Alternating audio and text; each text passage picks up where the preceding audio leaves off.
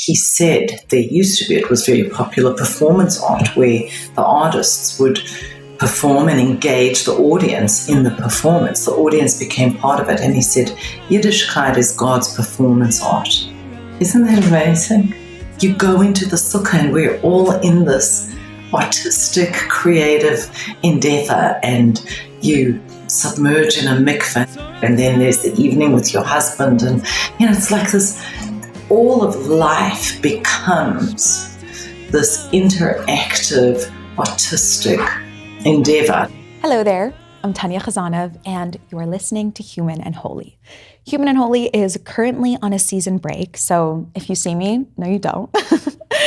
I'm not really here. I am here. I'm here because I could never leave you hanging. Over the next couple of weeks, we are going to be re-airing old episodes of the podcast, Beloved by You. These conversations are so timeless. We are experiencing Jewish wisdom, and these conversations never get old. Today's episode is a conversation with Shimona Tzukernik, and it was one that I absolutely loved. We talk about what it means to have a visceral experience of God, to accept and experience the Torah, not only in our hearts and minds, but also within our bodies. Shimona pulls from sources in Torah and Hasidus, as well as her own experience as a somatic therapist, to answer the questions of how can we transform the visceral resistance we feel towards certain mitzvos, and how can we lean into the body's experience of a joyful Jewish life. Enjoy today's conversation. My name is Shimona Tzukernik, and currently I work primarily as a somatic therapist. I've been a motivational speaker for decades, and COVID kind of put a little bit of a stop to that, but other things were already in the works. So I do that, motivational speaking, and I teach in seminary. I'm a mother and a grandmother, which is just delicious. My daughter-in-law has been on your show. I actually went to teach in seminary, and the students said to me, "You remind us of Mrs. Tzukernik." And I said, "I am Mrs. Tzukernik." And they said, "No, the other one." And I was good. Like, "Oh, that's Viola." Anyway, so I teach in seminary and I run an online coaching program. Okay, nice. So, I mean, you've done so much in your life. Obviously, you're being very modest about it. But I would love to know what prompted your pivot somewhat to doing somatic therapy primarily as your work. Yeah, that was a really interesting turn, and just kind of paying attention to Hashem's guidance. Divine providence, Hashgacha Pratis, is really his way. He's not booming from the mountain. He's speaking to us through the events that occur in our daily life. About 10 years ago, I went to South Africa, and there'd been a lot of crime there.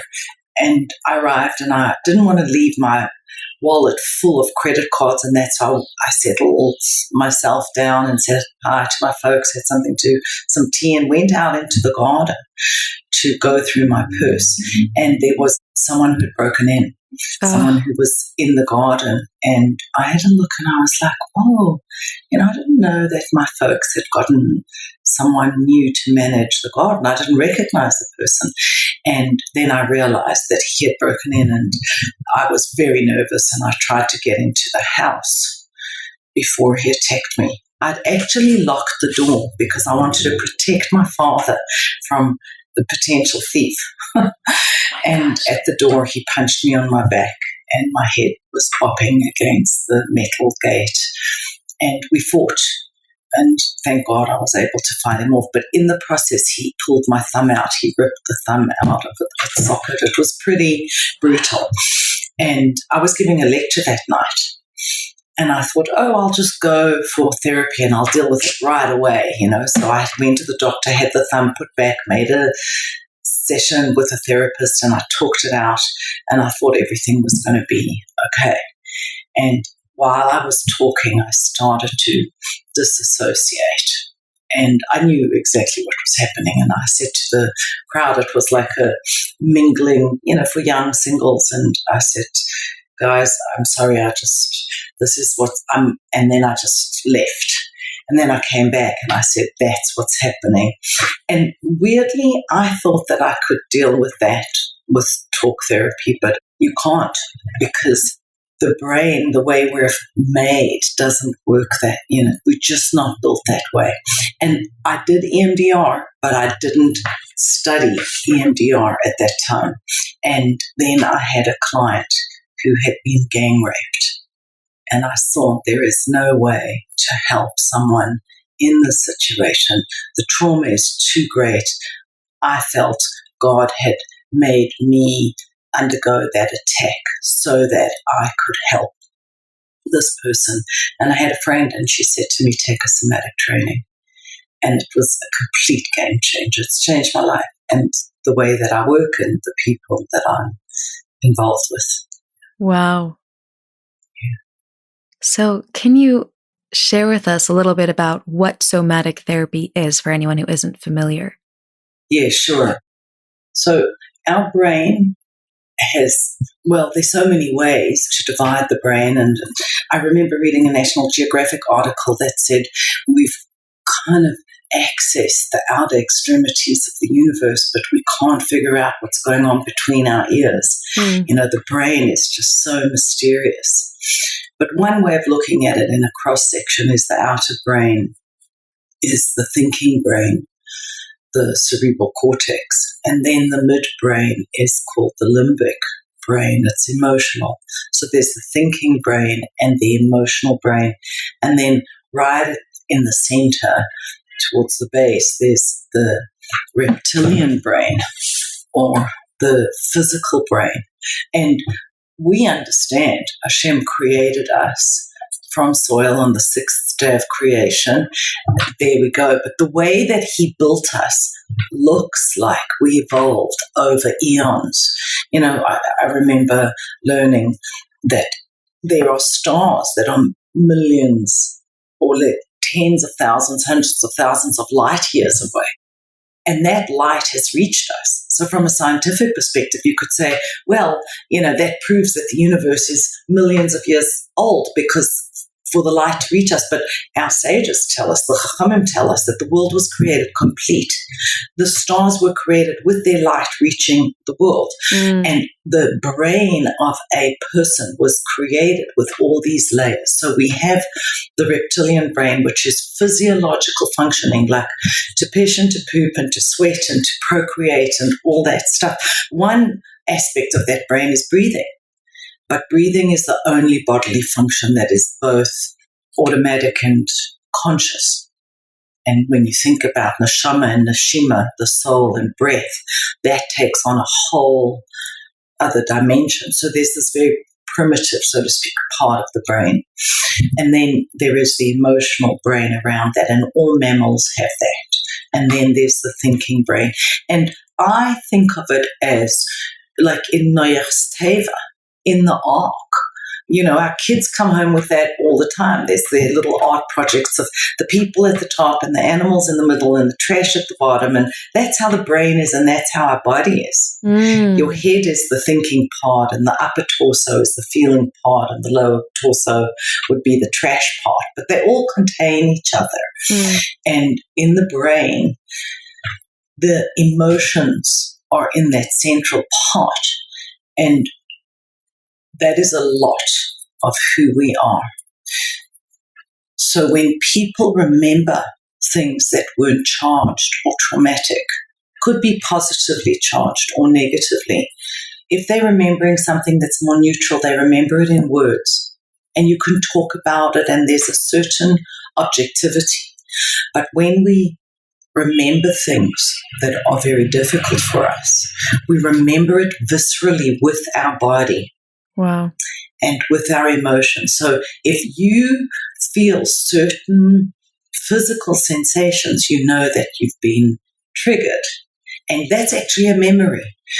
And so somatic therapy helps people by beginning with the visceral, with the sensory and emotional component of memory. So that you can work through and discharge the trauma that has been held in the body, because that fight or flight survival instinct is so much of who we are. I kind of think of Molach Shalat al Halev, the head should rule the heart. I used to think of it as like this corporal sergeant running the show, do this, do that. And I don't think of it like that anymore. I kind of am more aware of the observer. We should all be observant Jews, kind of observing ourselves from the thinking brain, noticing what's happening in the emotions and in the body. And by being present to that, we heal. What we resist persists. It's old memory and we stuff it down. So, that's a little bit of how somatic therapy works. Small window. What you're sharing is really powerful, and I think it's something that people are only becoming aware of recently, is this idea of the body really storing memories, and that when you have a physical reaction, it's because the memory is so much deeper than words could describe. And today we're going to talk about what it means to have a visceral experience of your Yiddishkeit. So it's interesting because many mitzvahs are very tactile and very physical. And I think for so long, people just didn't really see the connection between the spiritual and the physical in that way. I think what you will share today is going to illuminate that for us. What does it mean that Yiddishkeit and our relationship with Hashem is something that we experience in that visceral way that you're describing, where you can actually feel it in your body and in your bloodstream? I was thinking about the title of your podcast, Human and Holy. I don't know what the back end of your thinking was, but I am so struck by the name of a person. I mean, a person and a human are different, right? There's a human, Adam, and then there's a person, Ish. It's become very common for people to speak about, she's a nice human, which I find quite sad, because it's a general category. It's like people speak about the planet instead of the earth, and higher power instead of God, and a human instead of a person. Like, it's very different to say, I'm a human on the planet in the presence of a higher power, as opposed to I'm a person on earth watched over by God. Like, one's really intimate, right? They're different. But the word human, like you're human and holy, it is right on point, because Adam, the first person, was called that because he was made from the earth, Adama. But he's also called that because of the word Adame Le'elyon. He's similar to the supernal. So he's of the earth and he's holy. And the word human etymologically is from the word humus, decaying organic matter, the earth. So the word human is the exact equivalent of the word Adam. And in my life and in my work, I'm always thinking about us at the interface. It's like the hourglass, and we're right there between this earthly being and the soul that was breathed into us. And, when I was a Kala and I was getting married, I learned that classic teaching, which I guess we all learn, is that Ish and Isha, man and woman, have the Aleph and Shin in common, and the letters that are distinct are a Yud and a Hey, which spells Hashem's name Ka. And I was told you have to have the Yud and the Hey, because otherwise you're just left with the Aleph and the Shin, which is Aish, a fire. And that's true. If you don't have God in your marriage, the sexual passion will burn you up. It's a fiery relationship. It's not a watery relationship. It's fire. But at the same time, I got married and I was like, yeah, but if you don't have the Aleph and the Shin, this is really important. The fire is important. If you just have the Yud and the Hey, well, then that's angels. We need the human part of who we are. And personally, I think that somatic therapy is a very geuludic kind of therapy.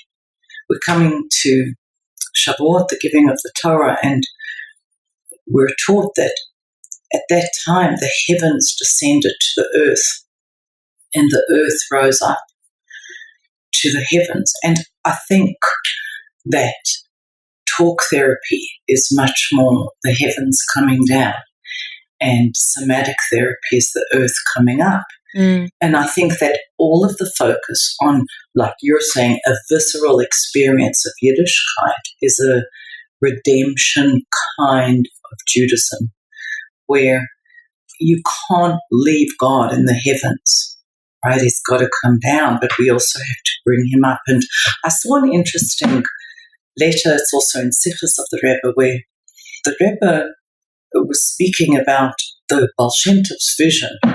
When will Mashiach come?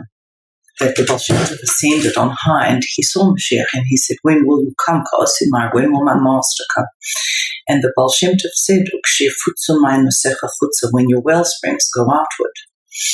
And the Rebbe says those well springs are obviously the well springs of Yiddishkeit, the inner dimension of Yiddishkeit. And we know that the water that Rivka drew from the well, this wasn't from that particular letter, but the water that Rivka drew for Eliezer is the source of the water of Torah throughout the generations. But the water that was underground in the aquifer, that's the water from the Baal Shem Tov on of Hasidus. That Hasidus is taking from the aquifer that feeds the well, right?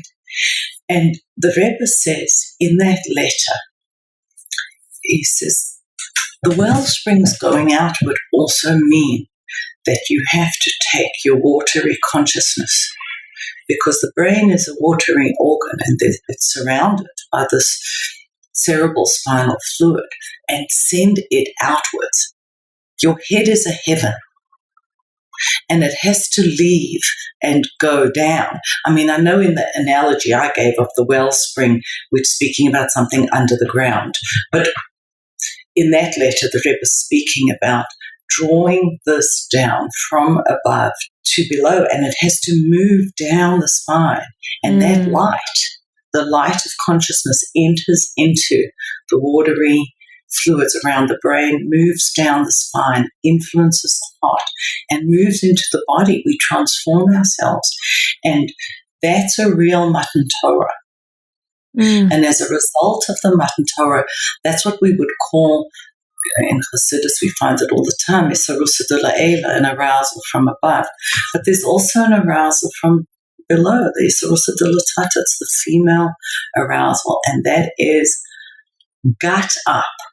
I think of it now that way, like bottom up from the earth to elevating. And that's when we speak about mitzvahs or a woman's unique connection. Her body, all of our bodies are also a mind in the sense that we remember with our bodies. And there's activity in the gut that's directly correlated with the brain. Women have a very specific way of doing that.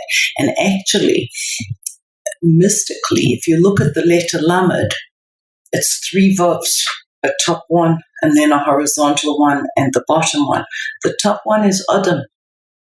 His influence is top down. The male influence is top down. In a Noach Sikha, I think it was in Tavshinu 1990, the Rebbe speaks about that as Memshala, government. Government is top-down leadership. But the bottom vav is Chava, and that's Malchus, bottom-up leadership. The middle one is the snake, the Nachash, and they correspond to the head and the heart of Adam and Chava. Not to say a man doesn't have a heart and a woman doesn't have a head, not at all. But where do we come from and where are we going? And then marriage is really challenging because right there you've got to deal with the snake and you've got to deal with the anger of the liver. So I think that somatic therapy, if talk therapy was a male modality that was top down, somatic therapy is really this visceral bottom-up experience of refining the body and bringing it heavenward. Oh my gosh, I felt what you said viscerally. I really felt it. I love that line that you use, that your head is a heaven. And I think I definitely experienced that challenge of this ideal that I know to be true, that I struggle at times to integrate into my body, and in not just into my human experience, and I'll be knowing this information, and it's this heavenly information, and I'm trying so hard to integrate it. And yet I find time and time again that I'm not able to bring it down in that moment into my body's experience, like trust for anxiety or things like that. You reminded me of a story, actually, because I relate to what you're saying. I happen to be a very cerebral person. I'm also I love to dance. I loved working with clay and my hands, etc. There's a big divide between the head and the heart. There's actually, I can't remember where I saw it. It's from the Frierdiker Rebbe. I think it's in Contrast Torah and Hasidus, I think. But he says there that the purpose of Hasidus is to teach the heart to think and the head to feel. It's so profound. And at a Farbrengen, where the Rebbe was speaking about this, he said Hasidus builds a bridge between the head and the heart. I think it's in Likutei Diburim. One of the Hasidim challenged the Rebbe and said, but, they're so far apart. And he said, well, if you can't build the bridge, because they really are on other sides of the ravine, then have telephone wires. You can call in. So and then he says there that Hasidus and generations of Hasidus make people more able to cross that divide. And, when you were saying that there's the sense of being, the head is a heaven, but it's distant and removed from the earth, it reminded me of that story about Rabbi Meisels and Meislish, the Chassid of the Alter Rebbe. And the Alter Rebbe had him work as an underground spy. And he was in a room looking at maps. And Napoleon walked in and marched over to Rabbi Meisels and stretched out his arm, put it on his chest, and wanted to feel. He was trying to discern, was his heartbeat going to be different or irregular? And it wasn't. I mean, that is a remarkable story. Since I've learned what I have about the brain and the body, I always found it to be an unusual, but I couldn't say it was inspiring because it felt so out of reach for me, but it was certainly remarkable about another person. I mean, now I just think, how is that possible? In some way, it means that he was able, with his awareness, to master the instinctive human fight-flight response. And I do see in my work that becomes more and more possible. I'm not saying that we become always human and automatically holy, but we have to flay ourselves apart from our experience and watch. The noticing brain is actually the left side of the prefrontal cortex, which is Bina. It's interesting to me. It's like the internal mother, and I will be able to just connect with my awareness, with consciousness, and watch what's happening in the body. And then that can help us master ourselves. So what you're suggesting is that it's more than just connecting the head and the heart. It's actually connecting the head, the heart, and the body. Because like we were saying, like the physical experience of a mitzvah, or even just the choice to do a mitzvah, is often very much a physical struggle. I'll give an example of covering my hair. Leaving the house with a sheitel for me is a visceral struggle. Intellectually, I only want to leave my house with a sheitel. Physically, I literally feel my head itch, and I know this information that is beautiful and true, and this is where I want to be. And then viscerally, I feel like I don't want to do this. A resistance, exactly. I would love to be able to integrate it into my visceral experience so that that same beauty I felt in my mind, I could actually feel in my head when I put it on. Right. Well, I mean, let's look at that from a top-down approach and a bottom-up approach. That's an interesting example that you share, because hair is so powerful. Hair and air, it's like the hair that leaves our head is called moisre hamoichin, the leftovers, the remnants of the brain. It's like the waste matter of Wow. of the brain. But each shaft of hair is hollow and light moves through it. Mm. The light of consciousness is moving through it. That's why people are so attached to it. You know, people are not attached to things for no reason. Their nails, hair, like, let's say someone says, well, it's just an inch. What do you care? Well, if it's just an inch, what do you care? You know, like, you know, do the button up, cover the, but what do you care? But it's not just an inch. No. It's not just an inch. Mm-mm. There's a certain power that is there. And I know we're not talking about that now, but we could, and the top-down approach would be to think about it, to think about what hair is. And there's a mimer of it by the Tzemach Tzedek where he explains why men's hair is to be revealed and women's isn't. And then you meditate on that. And I always think about thought, the left and right side of the brain. Chochmah and Bina give birth to babies, and those are the 6 mitzvos, our feelings. So the 6 children that were given birth to in Egypt, those are the babies, the children of your thought. And then the babies have their own babies. They grow up and they have babies, and that's your action. So behavior on the ground is like the grandchild of my thinking. But my thoughts are also born of my beliefs, which are more abstract. So my behavior is the great-grandchild of my belief system. And a top-down approach there would be to say, well, I'm going to learn and study and reconnect with my faith. And that's something that you're saying you do. But to look at this from a somatic perspective would be, let me bend my knees and be with that part of me. I'll give you the analogy and then we can try it. The Frierdiker Rebbe in the L'Chadoidi Mimer speaks about a grandfather who wants to play with his child, and he says first he has to bend down and pick up the child. And then the child plays with his beard, which is the highest levels of the 13 attributes of mercy. So sometimes we dismiss that part of us that says, I don't want to cover my hair. Well, can you be with that part and just attend to her? What is that about? And bend your knees, get quiet, pay attention. Instead of just covering the hair, there is a resistance and there is a need there. That allows for a certain sweetening. It may seem that this is abstract, but I have found, like, how has somatic therapy impacted my life? On the one hand, I have much more self-compassion. I also have more self-mastery. My life is gentler. My relationships are gentler, and it certainly transformed the way I work with my clients.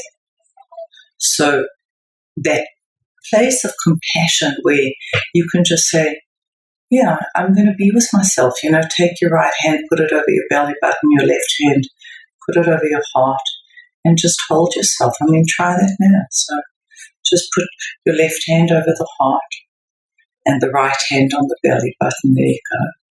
And then just think about the mother is part of the consciousness, and you can hold your own self and be kind to yourself.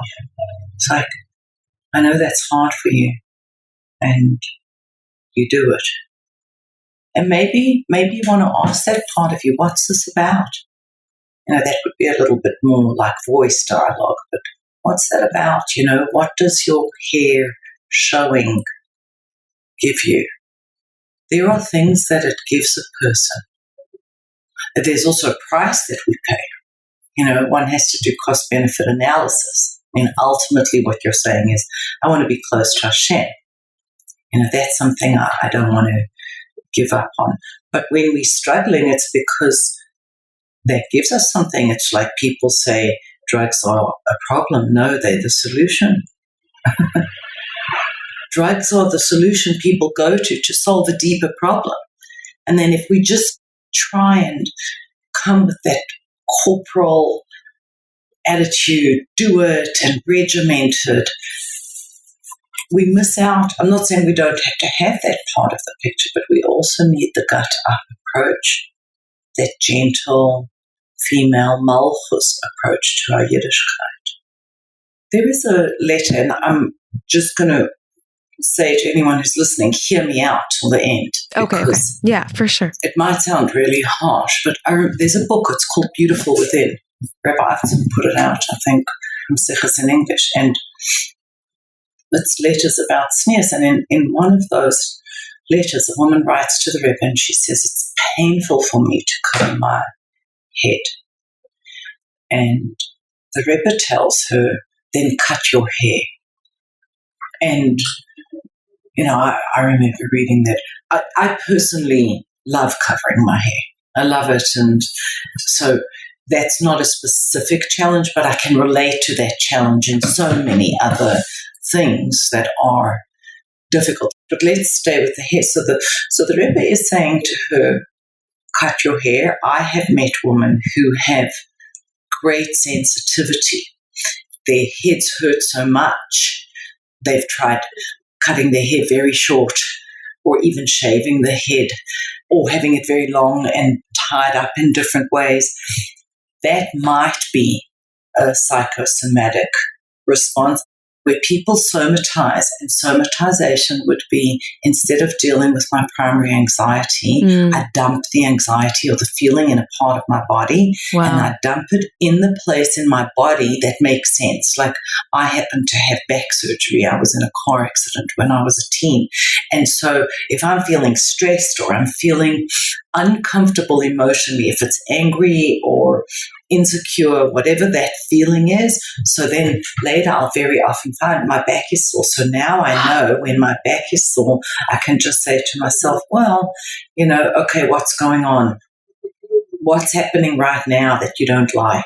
That was very much Dr. John Sarno's approach in mind-body prescription. So with feeling discomfort, you might want to look, let's say with a mitzvah, have a look at what the resistance is. And when I give that analogy of bending the knees and coming to that place, I mean really allowing for whatever is there to have its conversation.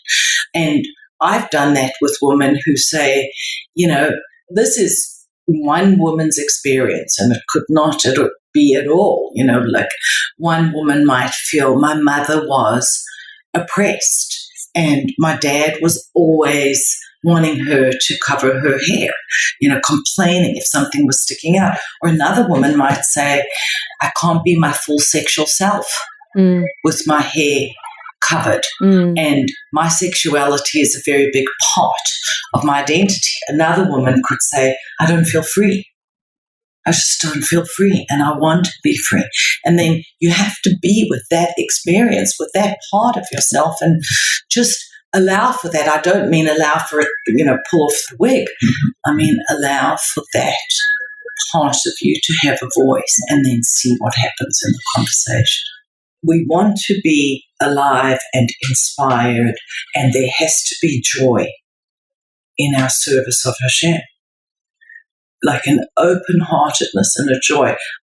The well springs have to flow outwards means let me immerse myself in learning to the extent that it's going to radiate outwards and shift my heart. And the other side, I think, is if I can bring joy. Hiddur mitzvah is there for a reason. You make it beautiful. Imagine there was no Hiddur mitzvah. It's like just, okay, get it done, next. But we make it beautiful, and that brings joy. One of my favorite verses in Tehillim is Ma'erinayim Yismach Lev U'Shmur Tova Tadash Anetzim. A beautiful sight gladdens the heart, and good news strengthens the bones. That's a somatic verse. So when we look at beautiful things, when we dress in beautiful and refined clothes, we're shifted. And certainly when people hear good news, they feel strong. Yeah. The limbic brain is activated. That's a beautiful suggestion of Hiddur mitzvah as a way of creating a more beautiful, physical, visceral experience of mitzvahs is to really engage all your senses. And that's something that I was recently thinking about because I was learning about AI, artificial intelligence, and the whole concept of living in a metaverse and people, not going to parties anymore and sending themselves. And I'm thinking that mitzvahs will always keep us rooted in our senses. When everything could possibly be transmitted to us through sight, if we ever do wind up living in a metaverse where most things happen on our screens, which, we're already kind of living there, but the more we get immersed in that world, I think the more mitzvahs are going to ground us in our physical experience as human beings. You have to go out into a physical sukkah and be sweating. I'm from Texas, so it's hot on sukkahs. Sweating, mosquito bites. You have to feel that experience in a physical way. Like people are pushing each other to go out into nature, to feel things, to touch things, to look people in the eye. And it's like fill-in, leather straps, Shabbos candles, the feeling of the wooden stick, the match, all these things are really physical experiences that, like you said, they strengthen your bones. I wrote an article about that exact. It wasn't about AI and the metaverse, but because this was like 20 years ago and the world has changed so much since then. But I interviewed Mel Alexenberg. Remember, was quite involved in his work. He was the director of Pratt for a while, and now he runs a art school, art and trade. I'm not exactly sure in Israel. His story is written up in my story, but he was speaking in a very interesting way about the three sons of Noach, Shem, Ham, and Yafes, and how Ham was humorous and visceral, and Yafes was aesthetic beauty, and Shem is the name of Hashem in the tense of Torah, and how to be Jewish, you actually have to have all of that. And as he was talking about it, he said there used to be, it was very popular performance art where the artists would perform and engage the audience in the performance. The audience became part of it. And he said, Yiddishkeit is God's performance art. Like, isn't that amazing? Yeah. Yeah, like you go into the sukkah and we're all in this artistic, creative endeavor, and you submerge in a mikveh and there's someone else there, and then there's the evening with your husband, and it's like this, all of life becomes this interactive, artistic endeavor. I don't want to say performance because I don't mean that we're pretending. And I also think about it in terms of reading on Shabbat. Whatever people have, if they have a Kindle or they're listening to Audible, etc., that's not happening on Shabbos. It's not going away. Yeah. The people of the book will always be the people of the book. Actually, I really feel that. I identify with that a lot, that Yiddishkeit gives a magic to life. It really does. Like there's a certain magic to the way we are continuously revisiting the same experience. I felt that this year with the Seder, but you're revisiting it in a deeper way. And it's like, there's so many textures and there's so much going on. Imagine being invited by a master artist to this interesting meal where every single food represented something else and had all these deep, rich life lessons. We would see it as that magical, immersive experience. And Yiddishkeit is exactly that. So that was gorgeous. I want to ask you if you can share any situations in your life where you've had success using this bottom-up approach that you are describing, where you've been able to kind of use your somatic understanding to help you grow within your Yiddishkeit. Well, as I said before, the compassion and the mastery shifts the Yiddishkeit. So there might be something I'm not comfortable doing. With the somatic approach, I'm able to find out why I'm uncomfortable, and then that changes the way I do things. Let's say davening. So I have struggled with it for years, but I could sit and just notice my resistance and then come curiously to that. Why am I so resistant? And then I realized it's like, I have a certain shame about who I am. Well, that's okay. I mean, that's supposed to be something along those lines, but I had to get comfortable being uncomfortable with talking to Hashem, and it was so intimate. And then there's another side of it, which is you just need automatic feedback. I happen to be very attuned, and I pay attention to people's responses. I can read a crowd. I can read an individual. It's like, okay, Hashem, talk to me. And there isn't that. I have to get more quiet and more humble. So taking that observant approach, which is the somatic approach of noticing, playing myself apart helps. If I get angry, I'm much better able to manage my anger. It's been a game changer because I'm no longer hijacked by my emotions. I'm not like Rabbi Meisler, who Napoleon put his hand on his heart and he didn't even feel it. He didn't feel the pulse irregular from the get-go. I might be triggered and activated, but I'm very much more able to calm that down. And then when I'm not hijacked by the feeling, I can make different choices. The limbic brain is reactive. It's fight or flight. The human brain, human and holy brain, is the brain that can watch and make choices. But it doesn't necessarily come because I have ultimatums for myself and I'm harsh with myself. No, I could just notice that and say, oh, I'm nervous. Like, I'll give you an example that wasn't a mitzvah, but a real practical example in my life. We had a postal worker who was very aggressive. The person was fired eventually, and I wasn't the only person that had complained. But I would be doing recordings and he would ring the bell even if there was a sign there. So one day I went out and he had rung the bell and I had been doing a recording for myself, and I said, excuse me, the sign is there for a reason. I prefer to go to the post office to pick it up than that you ring the bell. And he became so aggressive and he started walking towards me, and my body went into fight or flight, and I was able to say, this is the memory of seeing the man in the garden. Ask yourself that question, what does this remind me of? And when I could say, these are my sensations, these are my feelings, this is what it reminds me of. And then all of a sudden, I'm not in the garden. I'm safe. I'm on my street, outside my home. It's a postal work and I'm okay. And this is just that memory. So when we get angry with each other, if we feel intimidated, someone might have to host guests and feels intimidated. You can just have that compassion notice and then move through the next best action that's being required of us. Wow. Also different having those courageous conversations where we need to negotiate with people, or maybe to receive correction from someone. And maybe someone's telling me I need you to do this differently, and I have to honor my teacher or my mother or my mother-in-law, but I have very negative memories around authority.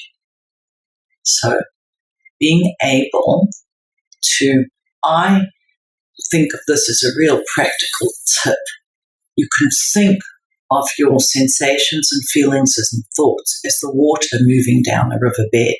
And you could be in that river, and sometimes rivers are really wild, and they could carry you away and you bump against the rocks or get caught in a whirlpool or thrown over the waterfall. Or you could go to the side and sit on the bank and watch the river. It's so powerful to say, oh, I'm feeling jealous, or I notice a feeling of jealousy in me, and I notice it as a heat in my solar plexus. Boom. Now you're the master of the jealousy, rather than I am jealous, which feels like I am jealousy. I am the embodiment of jealousy. I'm mad and bad, and how could I? And boom, boom, clapping al chet and beating myself up. And now the Yetzer Hara's come in, and it's just like taking me apart, ripping me to shreds, as opposed to, this reminds me of when I felt jealous when I was in 12th grade and I didn't get the GO position, I don't know, whatever it was. And I begin to be able to say, these feelings come with these sensations, and I notice these thoughts. Or let's say you're speaking to your husband, it's very different to say, I'm mad at you, or a part of me is mad at you. It sounds a little artificial, but in the one, you're in the river being swept away. You've been hijacked. You're just being washed away.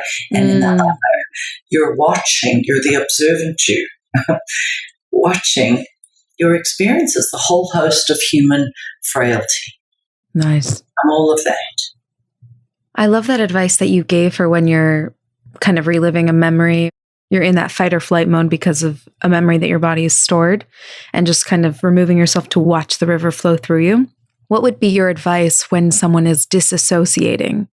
Because to me, that seems a little bit different than being swept up in the current, is when they really just disassociate and they actually totally remove themselves from the situation to... Yeah, that's different, right?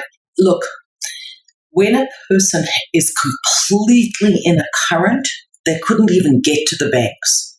You have a window of opportunity to help yourself, and the same would go with disassociation, meaning they're opposite extremes, right? So when someone disassociates very strongly, they probably can't bring themselves back and need help to do that. Having a witness to the trauma and the disassociation is remarkably healing. I think that's the bracha in Shimona Esrei, Re'ein Avigolein, see us and redeem us.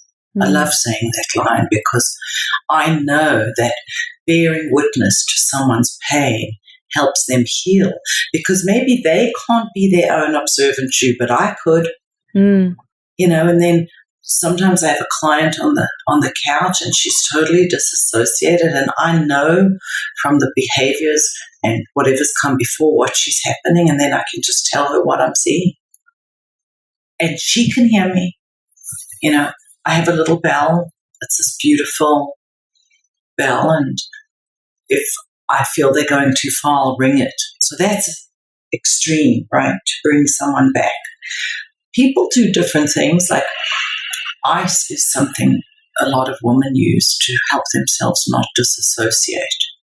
It can perpetuate not working well, not having optimal functioning. So my recommendation for someone who frequently disassociates is catch yourself, like start to watch yourself earlier. And so I recommend that people practice sensory awareness. Do it with your children. I used to play a game with my kids and my students when I taught third grade boys like 30 years ago or something, which was the listening game, and I'd have them lie down, put their heads on the desk, and they had to find all the sounds they could hear around them. It's remarkably calming. So I think that if someone is struggling with disassociation, you want to practice being mindful, having sensory awareness, and then there's a specific meditation I can share, like exercise, a DBT exercise I can share if you want. Practice that when you're in a more regulated state, and then you'll start to notice when you're moving out. Let's say the bottom of functioning where you're at the lowest is death. That would be a 0. And when you're totally exploding, that's a 10. 0 is not good, but neither is 10. You want to kind of be in a 4 to 7 range. Interesting. The Beinoni. We don't want, it's like, if I was too relaxed, that would be bad. And if I was talking like this in a mile a minute and you would feel my energy and then everyone was blah, blah, blah, blah, that's not good either, right? But if I was really relaxed, good, So I think that we tend not to be aware of our bodies. Take time to do that. I give my clients a DBT meditation, which is just about becoming aware of different physical sensations. And you can practice that. you can watch your breath. Mm. Just try it now. Like if you notice, just watch your breath, because breathing can only happen in this moment. And then you notice that when you breathe in, your belly button moves a little away from your spine. And when you breathe out, it floats back. So then just notice that. And then you notice that the sternum moves away from the spine on the in-breath and it floats back on the out-breath. And that the air coming into your nostrils is cool and dry, and when it leaves, it's warm and moist. See, so just that. Wow. Brings you into the present. And I think practicing that will help recognize when you're starting to move past 7 into 8 or lower than 4 into 3. Don't want to do that.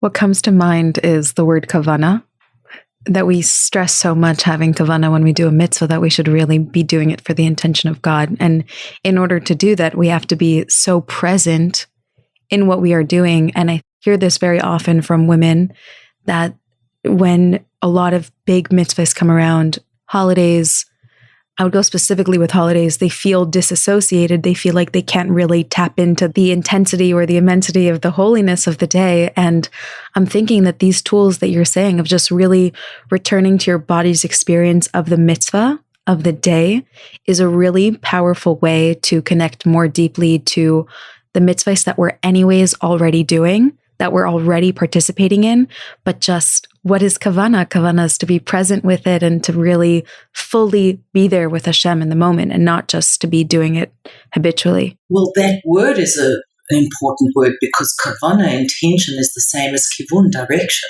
Mm. And then you set your intention and that's where you'll go.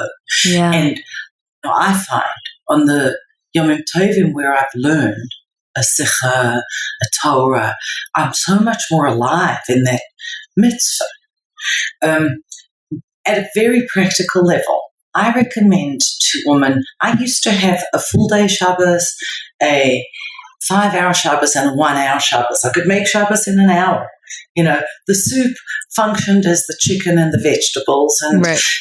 I remember meeting a shlucha from South Africa, and my kids were little, and it was Erev Shabbos, and I was outside, and they were dressed in their Shabbos coats. It was winter, on little bikes, and driving back and forth. And she said, how is it that on Erev Shabbos you're outside and doing this? And I knew exactly how I got to be there. No matter what time Shabbos came in, I had time to make another salad and another side dish. And I learned that it wasn't, I love cooking. I once went to Seattle and someone said, you're Shimona Tzukernik? And I said, yeah. She was a participant at the event. She said, I heard you're a really great cook. I went there. I was the speaker, but she had heard that I was this cook. I love cooking, but I also know that demanding too much, like Sheryl Sandberg says, you can have anything you want. Yes, but you can't have everything you want. I couldn't be relaxed and in my body and open-hearted and joyous with the children and also have all of those salads on the table. Something had to give. Mm. So sometimes we're disassociation comes from enormous stress. The input is too great. There isn't enough output. So, maybe just let go of the input and the demands a little bit.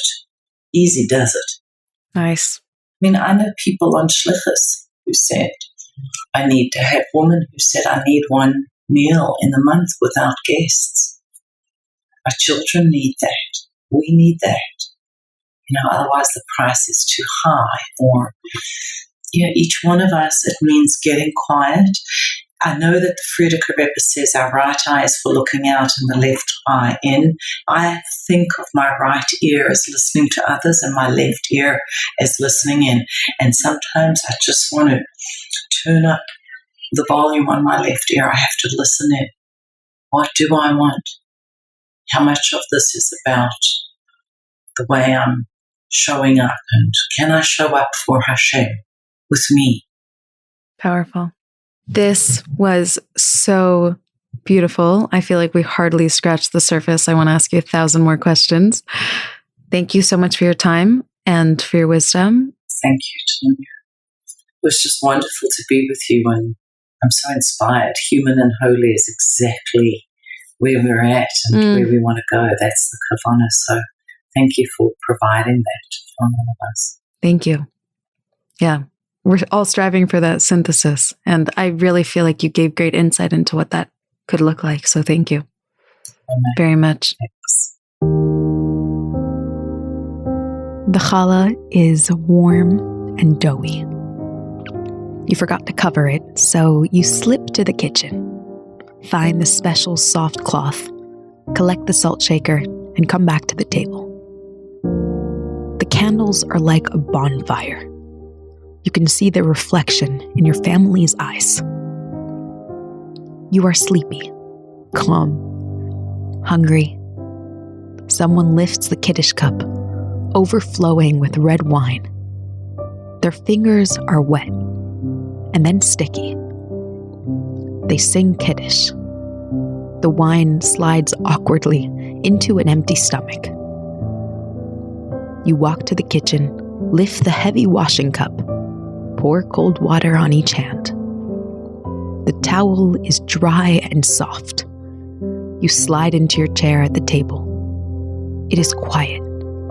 You can hear the air conditioner humming. Someone lifts the challahs, makes the blessing, slices into it with a knife, dips it in salt, makes a joke about being the only one who gets to talk. Everyone giggles. You bite into a slice of challah. It is sweet and heavy on your tongue. 30 seconds of silent chewing. And then platters are lifted. You hear the clang of spoons against ceramic bowls. Someone laughs and passes the drinks. It is Friday night, and you have welcomed the Shabbos Queen. Can you feel it in your body, the way the calm of Shabbos has descended? Can you taste it on your tongue when you bite into the warm challah? Can you hear it in your heart when you close your eyes and let the song of Kiddush move through you? Can you see it in the candles, the way they reflect your neshama yisera? Can you touch it with your fingers, in the soft white tablecloth, in the grainy scattered salt, in the cold cutlery lifted in your palms? Can you smell it? Can you taste it? Can you feel the holy Shabbos as it settles into your body? Can you feel the physical sensation of a spiritual reality? Can you feel the presence of God in the 5 senses of your body? Thank you so much for listening. I hope you enjoyed today's vintage Human and Holy episode. We will be back with season 6. Can you believe it? I'm so excited. On September 7th, Yud Dalet Elul, fresh content to start off the new year. I cannot wait to share it with you. If you have any feedback, topics, guest ideas, things you want to see in the upcoming season, this is your time. Email us at info@humanandholy.com. We love hearing from you, and Human and Holy has always been a collaboration, hearing from you on the topics that you want to hear, ways that we can support you in living your most godly, spiritually connected life.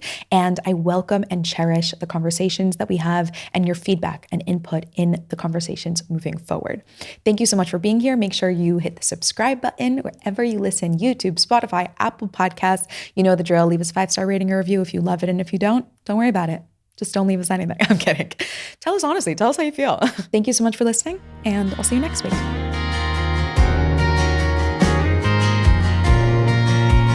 אלוקיי זכני נא בתורתך ובמצוותיך לחבר את נשמתי תמיד אליך